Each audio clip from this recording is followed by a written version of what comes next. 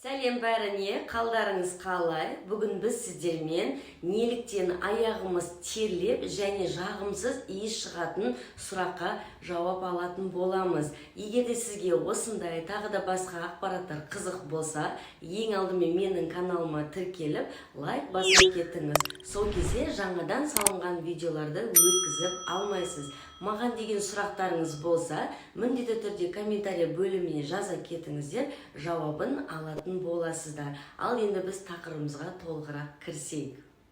Негізінде аяқтың терлеуі ол нормаларға жатады. Бірақ аяқтың терлеуінің де өзіндік нормасы бар. Егер де аяғыңыз жаңағы носкиіңіз дымқылданып кететіндей жағдайда терлейтін болса, яғни онда сіздің бүйрегіңіздің дұрыс жасамауы белгісін білдіреді. Бүйрек өзіндік жұмысын жаңағы нашар атқара бастаған кезде токсиндер, шлактарды, яғни керек емес жағымсыз сулардың барлықтарын аяқты терлету арқылы шығарады. Сол себепті егер де сіздің аяғыңыз өзіндік мөлшерінен көп терлейтін болса, ең алдымен дәрігер маманына қаралып, жаңағы бүйрегіңіздің дұрыс және дұрыс жұмыс жасамауын анықтау қажет болады. Оны анықтаудың бірден-бір белгісі аяғымыз ысып және де өте көп мөлшерде терлеуі. Сол кезде міндетті түрде дәрігерге қаралыңыз.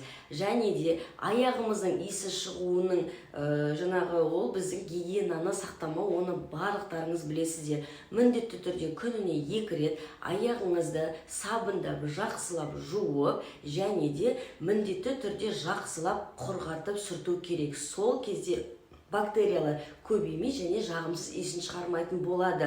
Иісті шығуының себептерінде басқа да өзіндік жаңағы проблемалары бар. Ол біздің ішкі асқазанымыз, біздің іш құрылысымыздың дұрыс жасамауы және гинекологиялық не болмаса гормональдық ол жаңағы септігін тигізіп жатады. Сол себепті міндетті түрде эндокринолог, гинеколог және де асқазанымызды жаңағы терапевт маманына қаратсаңыз барын анықтап айтады. Осы мамандар сіздің жаңағы қай жерден кетіп жатқан денсаулығыңызда ақаулық бар екенін анықтап беріп және емдеуге өте жақсы көмектеседі. Сол себепті міндетті түрде қаралыңыз, анықтау үшін не себепті аяғыңыз терлеп иіс шығатынын. Одан бөлек оны үй жағдайында да емдеуге болады және де алдын алуға болады. Ол үшін жаңағы айтып өткен ең алдымен міндетті түрде гигиена сақтау, яғни аяқты тазалап жуып, құрғатып сүрту. Одан бөлек қарапайым күнделікті киіп жүрген аяқ киіміміздің ішін хлоргексидинді мақтаға тамызып алып, аяқ киімнің ішін жақсылап сүртіп аламыз.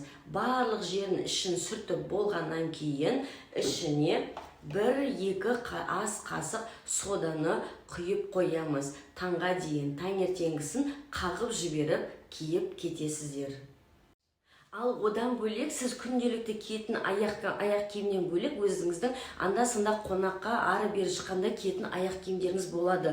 Олардың да иістеніп кетпеу үшін міндетті түрде осы хлоргексидинмен сүртіп, жақсылап, ішін бәрін тазалап сүртіп болғаннан кейін қарапайым пакеттегі көк шайды сулап алып, сол аяқ киімнің ішіне салып қоямыз. Яғни кеуіп кеткен кезде қайтадан сулап салып қойсаңыз, сулы көк шай бүкіл жағымсыз иістің кетіретіне өзіңіздің көзіңіз жететін болады. Сол кезде қорапшада сақталып тұрған жаңағы біздің аяқ киіміміз иістеніп кетпейді.